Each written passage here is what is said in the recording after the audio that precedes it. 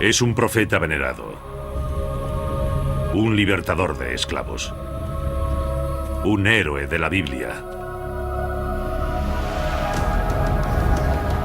Es el padre de los israelitas, Moisés. El destino de Moisés, llevar a su pueblo hasta la tierra prometida de Canaán, empleando cualquier medio.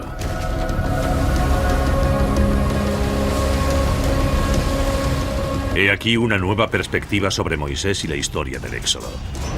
Moisés habla con Dios, pero también es un general brillante. No solo dirige a los esclavos, capitanea un ejército de guerreros mercenarios. Durante los 40 años que los israelitas viajaron por el desierto, Moisés y su ejército libraron batallas de proporciones bíblicas y derrotaron a algunos de los ejércitos más temibles del mundo antiguo. Moisés es un maestro de la táctica, es un comandante implacable. Moisés camina con ánimo guerrero hacia la tierra prometida.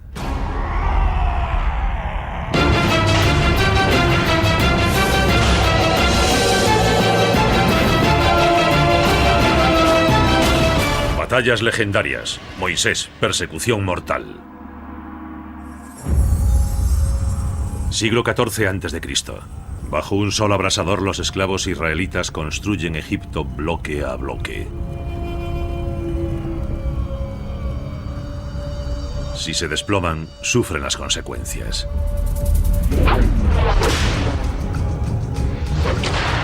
Pero los israelitas están a punto de conocer a su Salvador. Se llama Moisés y su historia empieza con un asesinato.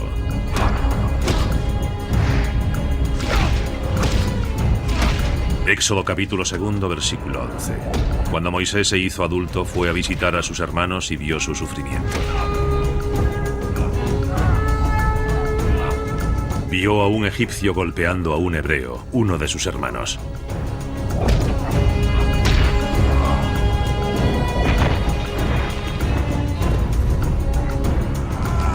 Miró a un lado y a otro, y no viendo a nadie, mató al egipcio.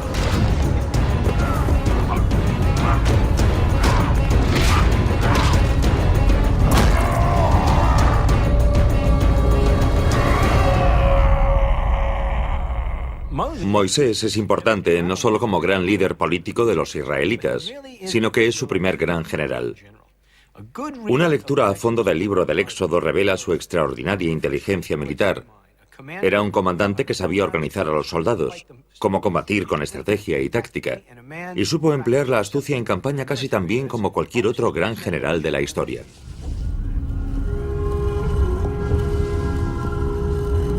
Después de que Moisés asesina al egipcio y lo entierra en la arena, huye de Egipto y se refugia en el desierto de Sinaí.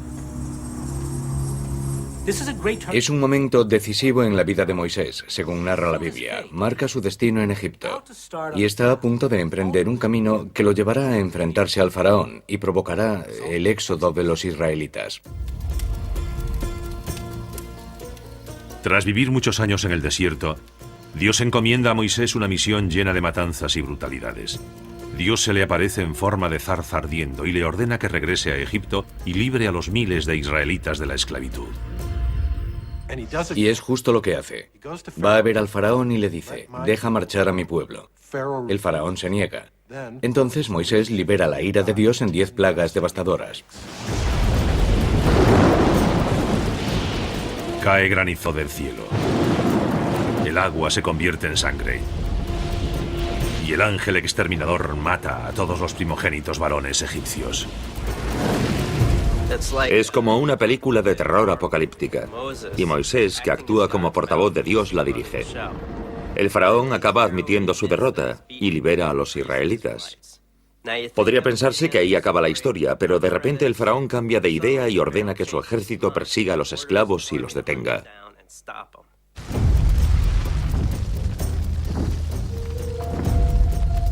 Entonces Dios, en forma de columna de humo y fuego, conduce milagrosamente a Moisés y a los israelitas fuera de Egipto. Luego se produce uno de los milagros más famosos de la Biblia, la separación de las aguas del Mar Rojo.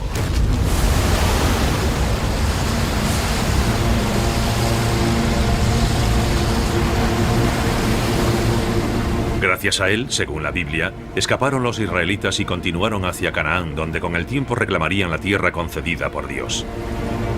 Pero esta es solo una versión de la historia del Éxodo. Es un gran relato, y es el pilar en el que se basa la tradición judeocristiana. Dios lleva a los israelitas desde la esclavitud a la tierra prometida, narra la travesía del desierto, etc. Pero si examinamos ese relato desde la perspectiva militar, desde el punto de vista de un soldado, obtenemos una imagen muy diferente y llena de violencia. Para entender esa reinterpretación del Éxodo, hay que estudiar quiénes eran los israelitas, qué hacían en Egipto y por qué no quiere dejarlos marchar el faraón. Según la Biblia, los israelitas habían emigrado desde la tierra de Canaán a Egipto 2 siglos antes de existir Moisés, sobre el 14 a.C., y se asentaron en una tierra llamada Gosén, una zona fértil y próspera cerca de la frontera. La Biblia dice que viven allí durante 200 años en pacífica convivencia con los egipcios. Pero hay quien cree que los israelitas hacían algo más que convivir con ellos. Existe la teoría de que en realidad tuvieron una gran participación en la defensa de Egipto. La teoría surge de la lectura del Éxodo como campaña militar. Algunos creen que los israelitas podrían ser el pueblo de los Abiru, una tribu en la que había mercaderes, obreros de la construcción y granjeros, y también guerreros feroces.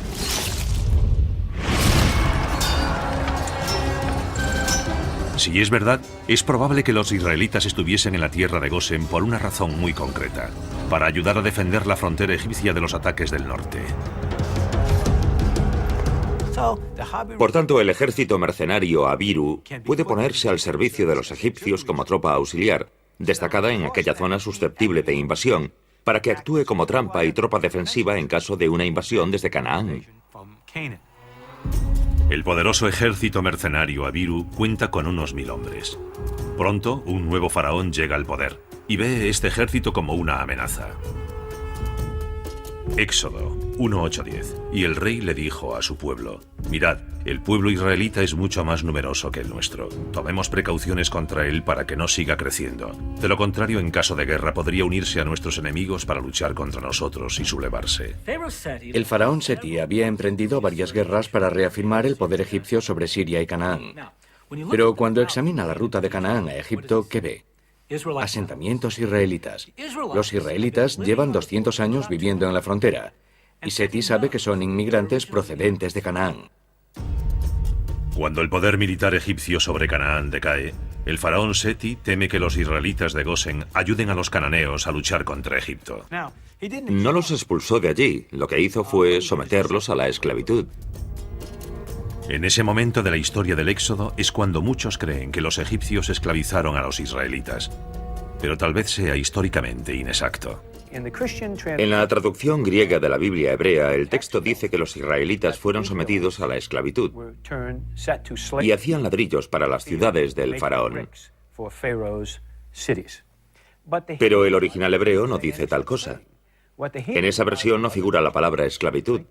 Lo que dice es que a los israelitas los obligaron a trabajar, y usa el término hebreo abadim, que significa obrero u obrero de la construcción, o en sentido técnico lo que denominamos trabajadores forzados. Los trabajadores forzados se reclutaban para construir obras públicas, como murallas y fortificaciones. Aunque podían obligarlos a trabajar, hay quien cree que no eran esclavos.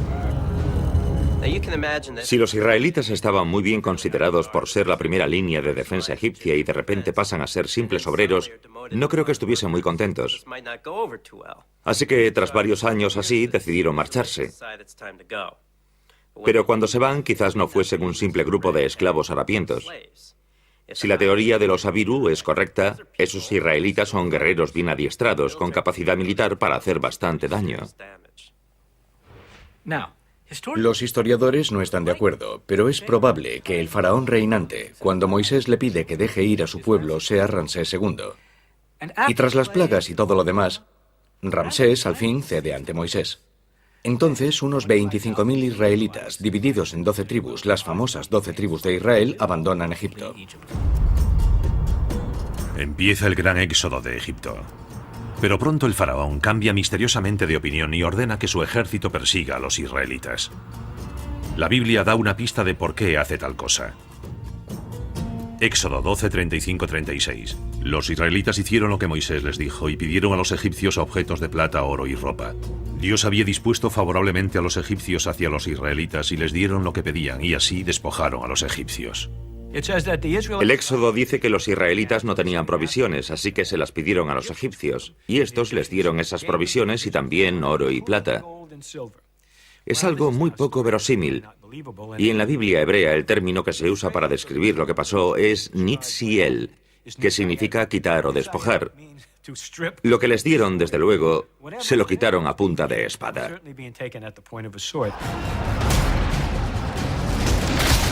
Los primeros pasos hacia la tierra prometida están manchados de sangre.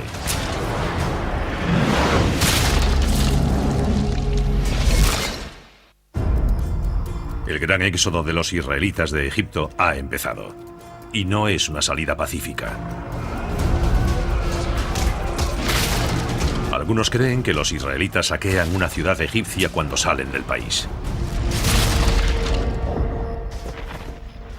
Están en una zona rodeada, o literalmente plagada de centros abastecedores o pequeños almacenes de suministros. También es un lugar de Egipto donde hay enormes fincas ganaderas, así que están rodeados de provisiones. Por tanto, lo inteligente sería saquear uno de esos almacenes y aprovisionarse. La Biblia dice que Moisés saca a los israelitas de Egipto. Pero algunos expertos en historia militar creen que Moisés capitanea un grupo mercenario de guerreros adiestrados. Hay quien cree que los israelitas son la tribu seminómada de los Abiru, y los Abiru son conocidos por su destreza militar.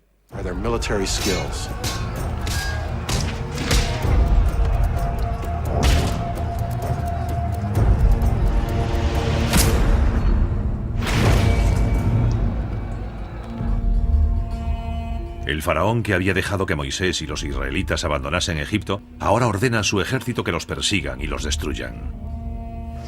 La Biblia dice que los israelitas salen de Egipto con valentía e insolencia.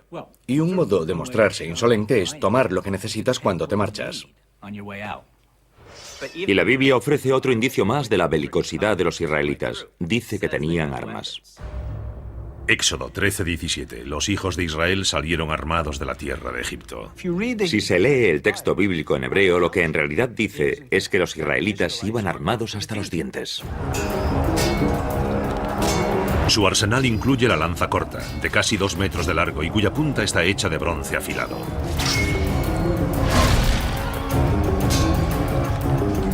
Y el sable curvo de bronce, el arma más popular y mortífera de la época. Tras saquear la ciudad, Moisés conduce a los israelitas hacia Canaán. Pero cuando se acerca a un puesto avanzado egipcio, Moisés descubre que los persiguen carros egipcios y que se acercan rápidamente. Tiene un yunque por delante y se le acerca un martillo por detrás. Reúne a sus comandantes y les da una orden que a algunos debió de parecerles una locura.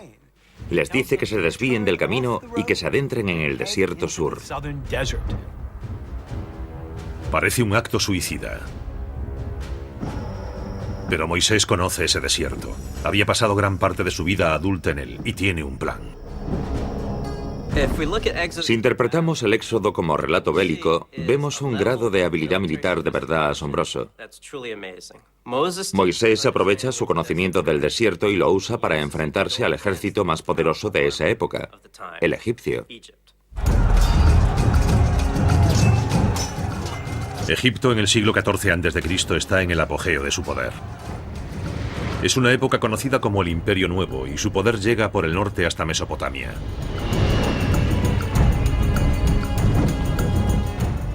Pero según dice la Biblia, Moisés recibe ayuda contra los poderosos egipcios. Éxodo 13, 20, 22. El Señor iba delante de ellos en forma de columna de humo de día para guiarlos por el camino, y como columna de fuego por la noche para alumbrarlos y que pudiesen viajar de día y de noche. Tras esa intervención divina podía haber un inteligente recurso militar. Aunque la Biblia describe la columna de humo y fuego como símbolo divino o quizás como manifestación de Dios o de un ángel de Dios, en realidad no es más que un recurso común de mando y control usado habitualmente por las tropas egipcias de entonces. Los vestigios egipcios antiguos demuestran cómo usaban el fuego y el humo para controlar y dirigir enormes ejércitos que marchaban en larguísimas columnas. A la cabeza de la columna, unos soldados llevaban varas largas con braseros o recipientes con fuego en la cima. En un mundo anterior a las gafas de visión nocturna, el GPS y la radio, necesitaban un modo de mantener unidas a las tropas en la oscuridad. Los egipcios usaban el fuego. De noche se destapaba el brasero para que sirviese como punto de referencia. Por la mañana el brasero se cubría a medias y despedía una señal de humo que le decía al ejército que había que partir. Es más, Alejandro Magno, cuando conquistó Egipto años después, adoptó este dispositivo. Es probable que Moisés use este método egipcio de señalización para mantener a los israelitas en marcha. Esa noche la columna de humo se convierte en columna de fuego, indicándoles a los israelitas que es momento de acampar. Los egipcios ven eso y no se sorprenden, porque saben lo que significa, que hay que acampar. También acampan a unos cientos de metros de los israelitas, porque es de noche y no querían luchar de noche. Lo que sí sorprende a los egipcios es la ubicación del fuego. La Biblia nos dice que el faraón está allí. No sabemos seguro si es así, pero nos fiaremos de la Biblia.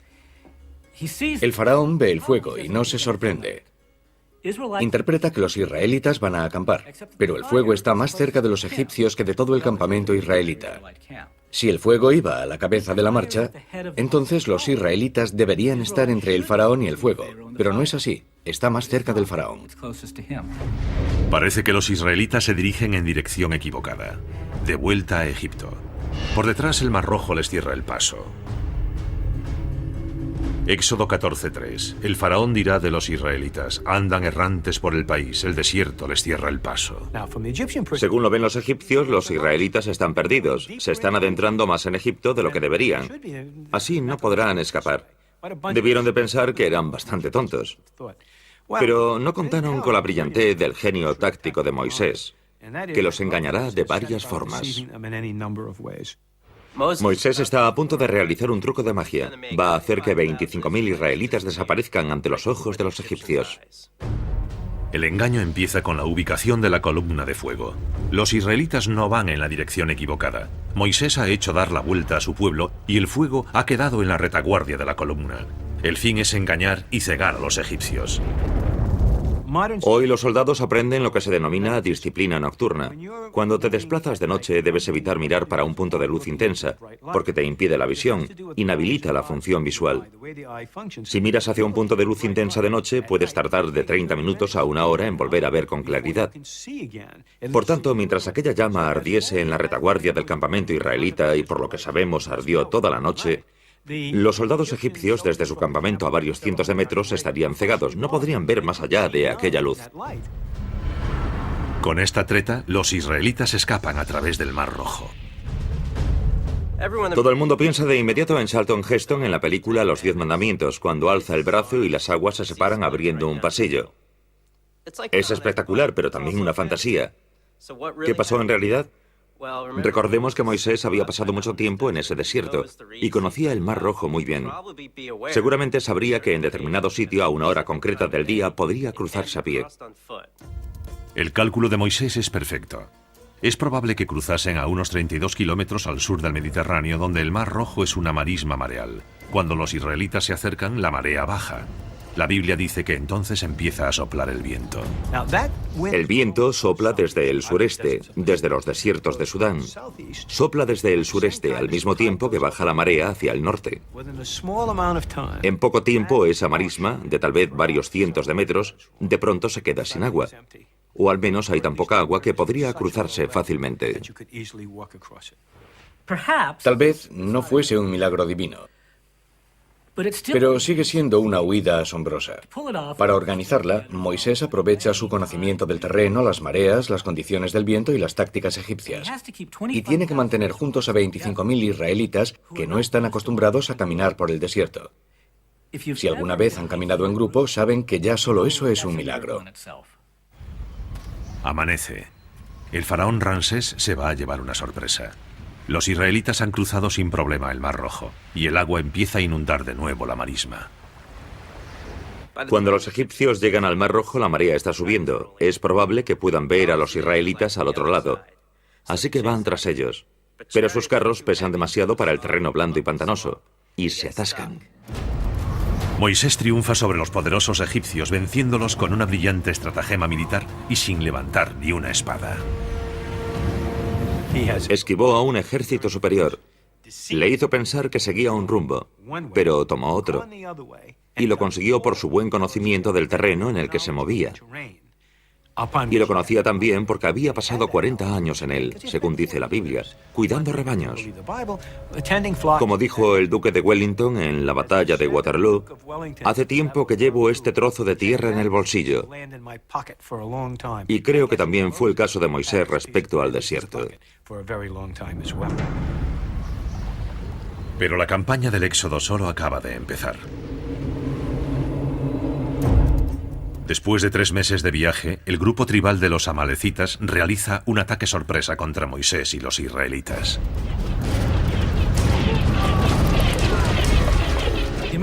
Los amalecitas son una tribu hostil que vive en la península del Sinaí, el sur de Canaán. Luchan a lomos de camello, atacan a sus enemigos con flechas y los matan cuando huyen. Moisés acaba de burlar a los egipcios, pero sus dificultades no han hecho más que empezar. A continuación llevará a los israelitas a un enfrentamiento contra un enemigo nuevo e inesperado.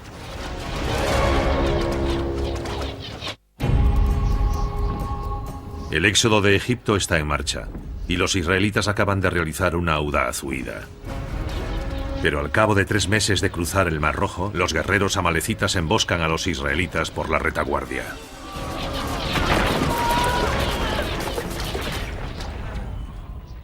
Moisés hace algo curioso. En vez de capitanear él mismo a los israelitas, observa la batalla desde una colina cercana. La Biblia dice que cada vez que Moisés alza el báculo por encima de su cabeza, los israelitas ganan, pero que si lo baja, pierden.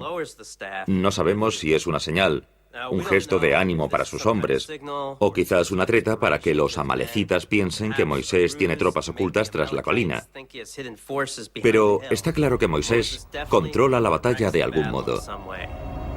Con Moisés en la colina, el control del ejército está en manos de otro gran héroe israelita de la Biblia, Josué. Los israelitas clavan sus lanzas en el suelo en un ángulo de 45 grados para defenderse del ataque de los amalecitas en camello. Eso detiene el ataque inmediato. Y después pasan a luchar cuerpo a cuerpo en tierra.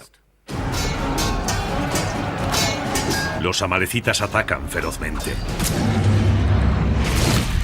No obstante, Moisés, desde la colina, anima a Josué y a los israelitas a combatir a los amalecitas. Pese a estar agotados por el viaje, los soldados israelitas luchan con furia y acaban dominando a los amalecitas. Es una victoria tremenda, pero Moisés sabe que les esperan obstáculos aún mayores. Moisés es realista. Sí, sus soldados acaban de vencer a un grupo de amalecitas, pero si intenta invadir Canaán con 1000 hombres, va a tener problemas. Así que, en vez de dirigirse hacia la tierra prometida, lleva a su pueblo al sur, hacia el monte Sinaí. Moisés comprende que necesita un ejército mayor, más avezado y mejor adiestrado.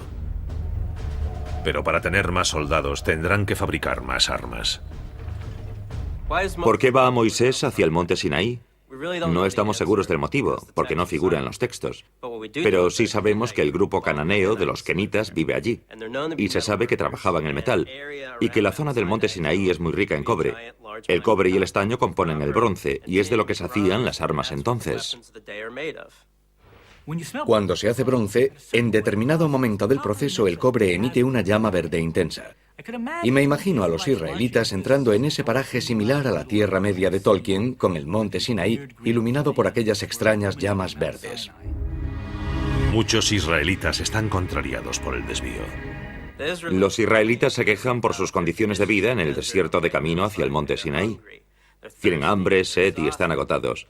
Y hay que recordar que hay mujeres y niños entre ellos. ¿Cómo van a alimentarse? ¿Cuándo podrán comer?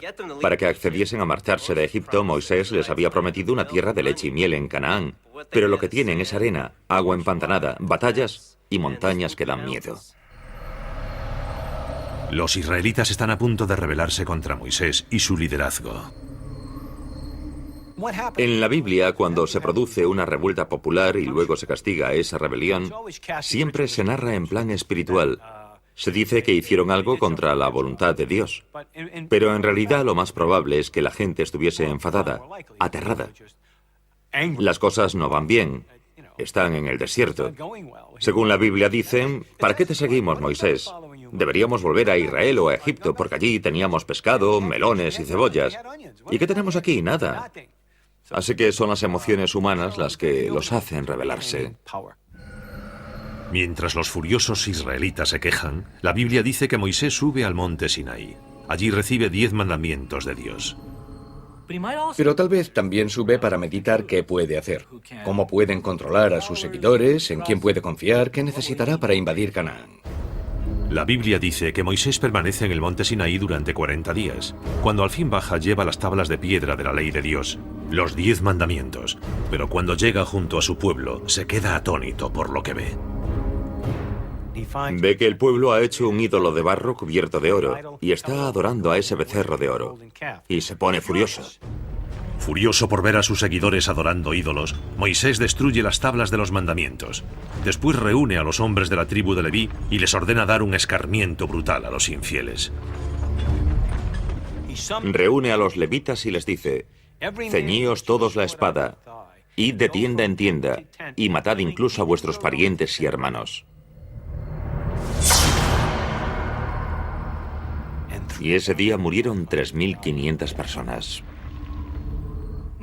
Moisés hace de los levitas una guardia pretoriana, unos guardaespaldas personales que solo le obedecen a él. Hacen todo lo que les ordena. Y a menudo eso implica que maten a compatriotas suyos para mantener al resto a raya.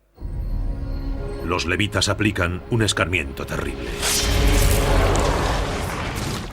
No estamos seguros de por qué Dios o Moisés elige a los levitas para ese propósito. No tienen nada especial, salvo que son sacerdotes. Pero es probable que su convicción religiosa jamás flaquee. Es el comienzo de Moisés como dictador divino. Hasta entonces la organización de las tribus israelitas ha sido muy democrática. Pero ahora Moisés tiene línea directa con Dios, y eso acaba con todo debate. La primera fase de la campaña del Éxodo ha terminado y la planificación estratégica ha sido impecable. La segunda fase, la de la conquista de la tierra prometida de Canaán, requerirá una invasión a gran escala. Para eso Moisés necesita algo más que sus 1000 soldados mercenarios. Lo que hace es instaurar el reclutamiento obligatorio en todas las tribus. Es una reforma importante porque ahora Israel ya no contará con solo un ejército de mercenarios. Por los datos de población, los historiadores creen que el reclutamiento puede hacer que el ejército pase de tener 1000 soldados a unos 5000. Los grupos de reconocimiento espían al enemigo. La infantería pesada forma líneas de combate en vanguardia. La infantería ligera se coloca en el medio para flanquear, defender y pasar a la vanguardia para ataques rápidos con espada y escudo. Los lanzadores de onda y los arqueros atacan a continuación al enemigo desde una posición protegida. Y en la retaguardia, Moisés sitúa otra división de infantería pesada como defensa. Moisés tarda 2 años en adiestrar y transformar a sus 5000 soldados en un ejército mortífero y temible. Salvo por los carros que los israelitas no tienen, Moisés crea un ejército idéntico al de los egipcios. Sabe lo efectivos que son los ataques coordinados egipcios y quiere que su ejército tenga esas mismas dotes cuando invada Canaán. Moisés está preparado. Su control es absoluto. Moisés está listo para conquistar Canaán. La tierra prometida de Canaán, rica y fértil, tiene todo lo que los israelitas desean y necesitan para crear su nueva patria. Moisés y los israelitas llevan en marcha hacia Canaán 2 años. Pero Canaán es un territorio ya dominado por poderosas ciudades-estado, con buenos ejércitos y ciudades fortificadas, y no será una conquista fácil. Los israelitas no tienen intención de establecerse en Canaán mientras haya allí otros pueblos. Su intención es atacar las ciudades, expulsar a sus habitantes y reemplazarlos por israelitas. Es una guerra de exterminio. Moisés lleva a sus seguidores hasta un gran oasis del desierto llamado Cades Barnea, a unos 19 kilómetros de Canaán. Allí los espías israelitas que han estado explorando Canaán regresan con buenas y malas noticias. Regresan y se reúnen con Moisés en Cades Barnea y le dicen que la invasión es imposible. Las ciudades están amuralladas. Los ejércitos son poderosos. Tienen carros, defensas, armas, tienen comida. Sería imposible derrotarlos con su ejército. Moisés decide que su ejército de 5.000 hombres no es suficiente para la tarea. La invasión debe esperar. Y la Biblia dice que permanecieron en Kadesh Barnea durante 2 generaciones, lo cual se interpretó como equivalente a 40 años. Y en ese tiempo lo que ocurriría sería que las 25.000 personas del pueblo israelita se reproducirían a un ritmo normal. Así que pasadas 2 generaciones es probable que fuese una comunidad de unas 35.000 personas, lo cual permite, gracias al reclutamiento obligatorio, alistar a todos los varones entre los 20 y los 35 años para crear un ejército de unos 8.000 o 9.000 soldados. La Biblia dice que al fin, pasados 40 años del inicio de la campaña del Éxodo, Moisés está preparado para emprender el ataque contra Canaán. Ha adiestrado bien a su ejército. Es un contingente militar poderoso. Pero Moisés quiere luchar según sus condiciones, usando tácticas y estrategias que aprendió en Egipto y que ha perfeccionado durante más de 40 años. Las amuralladas ciudades cananeas bloquean la ruta norte desde Kadesh Barnea, y un ataque directo podría destruir el ejército de Moisés antes de que llegase a la tierra prometida. Así que opta por llevar a los israelitas al este, hacia el valle del río Jordán. Moisés sabe que la estrategia debe primar sobre la táctica, y no al contrario. Su objetivo es llegar a Canaán con la mayor cantidad de soldados posible, y eso significa que debe evitar luchar en el camino cuando sea posible.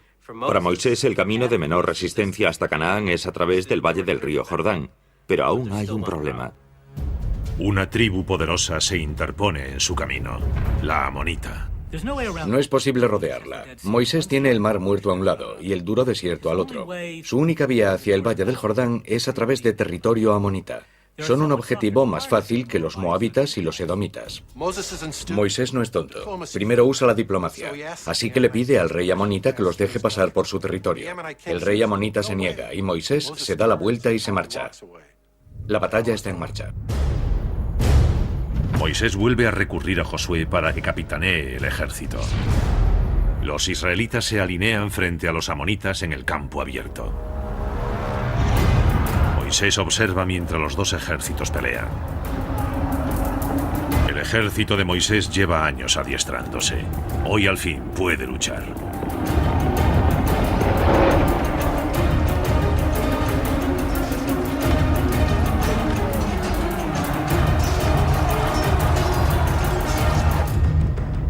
La infantería pesada israelita lucha contra la vanguardia amonita.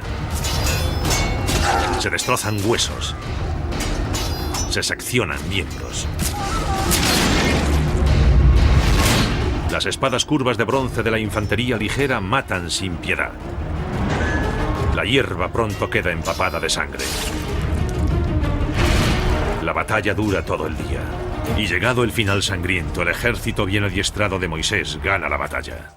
Creemos que ambos ejércitos tienen los mismos efectivos. Entonces, ¿qué ayuda a la victoria aplastante de los israelitas?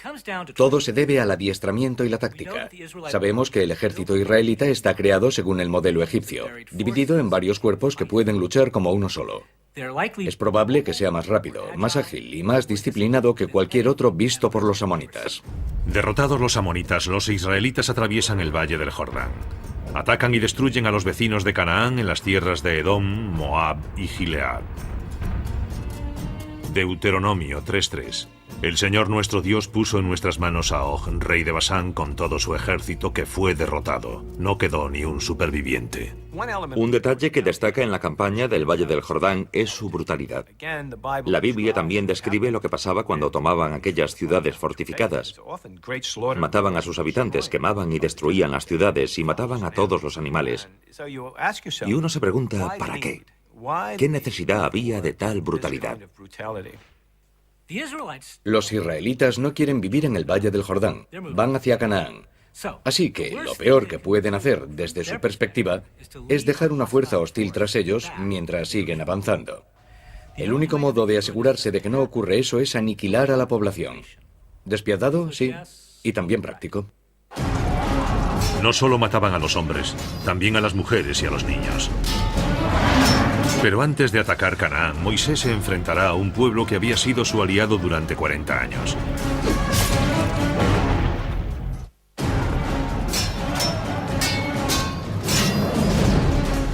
El ejército de Moisés, con unos 10.000 guerreros despiadados, lo ha destruido todo a su paso por el valle del Jordán. Ahora se enfrenta a los medianitas, aliados de los israelitas desde hace tiempo. Se trata del pueblo que acogió a Moisés tras matar al capataz egipcio. Es el pueblo al que Moisés llamaba a su familia. Su esposa es una madianita. Ahora Moisés da una orden brutal: que lo destruyan. Un par de hombres israelitas se acostaban con mujeres madianitas. Desde la perspectiva de Jehová, no creo que fuese un problema, pero había empezado a adorar a los dioses madianitas y habían olvidado a Jehová. Así que Jehová ordena que se mate a los hijos de los madianitas y pone a Moisés a cargo de la misión. Los soldados israelitas, capitaneados por un comandante llamado Fineas, marchan hacia el campamento madianita. Lo destruyen todo. Matan a todos los hombres, queman todas las casas y roban todo lo que tiene valor. Lo único que Fineas no es capaz de hacer es matar a las mujeres y a los niños. El campamento madianita queda completamente destruido, pero Fineas no es capaz de obedecer la orden de Moisés de que mate a las mujeres y a los niños, así que se los lleva al campamento. Antes de que el ejército llegue al campamento, Moisés se acerca furioso y le grita a Fineas: te dije que los mataras a todos. Y le exige que mate de inmediato a todo muchacho o muchacha con edad para haberse acostado con un hombre.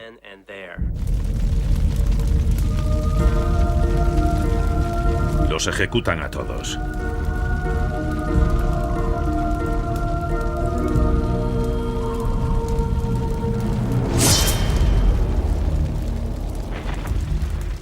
Todo eso es el preludio de la invasión de Canaán. Y Canaán será mucho más difícil de conquistar que las tribus del Valle del Jordán. Mejor adiestrar ahora al ejército para el horror al que se enfrentará en el futuro. Cuando termina el baño de sangre, empieza el ritual de limpieza. La Biblia dice que todo soldado israelita que vierta sangre en batalla debe permanecer fuera del campamento 7 días. Es probable que la limpieza no solo sea física. Tal vez empleen ese tiempo para liberarse de los remordimientos. El horror de lo que han hecho a otras personas les dejaría profundas secuelas psicológicas. Y es muy probable que sufriesen lo que ahora llamamos síndrome de estrés postraumático. Es intrigante. Me pregunto qué consecuencias tendrían todas esas matanzas en la moral y la estabilidad psicológica de los soldados israelitas. Muchos creen que Moisés usó métodos brutales en su larga campaña para endurecer a los israelitas antes de la invasión de Canaán. Pero será una invasión en la que Moisés nunca tomará parte. Deuteronomio 32:48.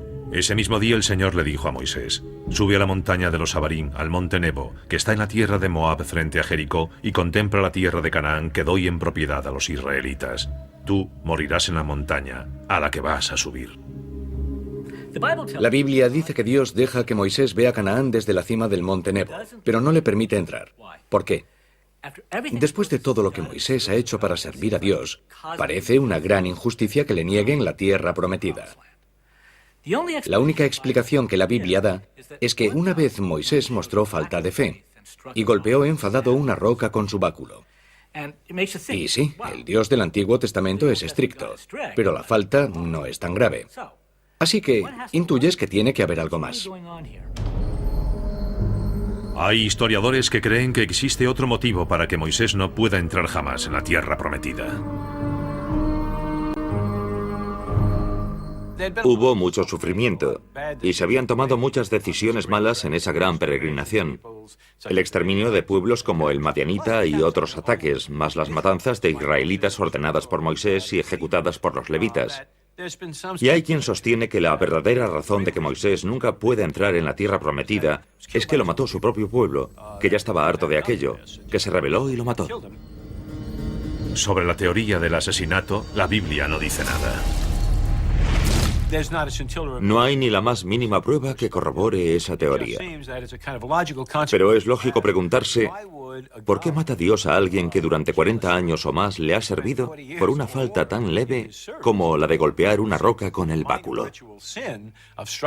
Esa explicación ilógica y casi absurda dada en la Biblia ha hecho que surgiese la teoría de que Moisés había muerto a manos de su pueblo, en vez de por deseo del propio Jehová.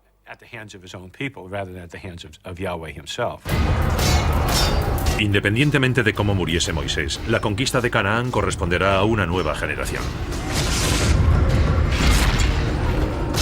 El general israelita Josué continúa con la estrategia brutal pero efectiva de Moisés en la campaña de conquista de Canaán. Y muchos siglos después, hay ejemplos de sus recursos para vencer al enemigo sin tener que luchar, tal como ocurrió cuando los israelitas escaparon de los egipcios. Un ejemplo es el jefe Joseph de la tribu india Nez Percé. En 1877, 2.000 soldados de la caballería estadounidense intentan hacer que la tribu, unos 800 indios, regrese a la reserva. La tribu lucha contra ese gran contingente y obliga a que la caballería le persiga durante 1,5 kilómetros por uno de los desiertos más duros del país. Hubo un momento en que el general estadounidense Sturgis creyó que tenía acorralado al jefe Joseph. Pero igual que Moisés, el jefe simula que toma un camino y se va por otro, para que su pueblo pueda escapar. Pero al contrario que los israelitas, los Nez Percé al final acaban capturados. El éxodo de los israelitas capitaneados por Moisés siempre se ha narrado como una huida asombrosa y una batalla desesperada por sobrevivir. Pero ahora, visto desde la perspectiva militar, los israelitas ya no se ven como esclavos, sino como guerreros feroces, y se mantienen unidos gracias a una figura muy destacada. Nunca pensamos a Moisés como comandante militar, porque el análisis de la Biblia desde el punto de vista militar es muy reciente. Pero desde esa perspectiva ves que se trata de un hombre que organizó a los israelitas y que tenía un ejército bien adiestrado a su salida de Egipto. Es un hombre que saqueó una ciudad, que engañó al faraón, y posteriormente transformó el ejército israelita en un contingente militar de primer orden. Moisés es un hombre de Dios y también un soldado. Un hombre que llevó a su pueblo hasta la libertad y a una nueva patria.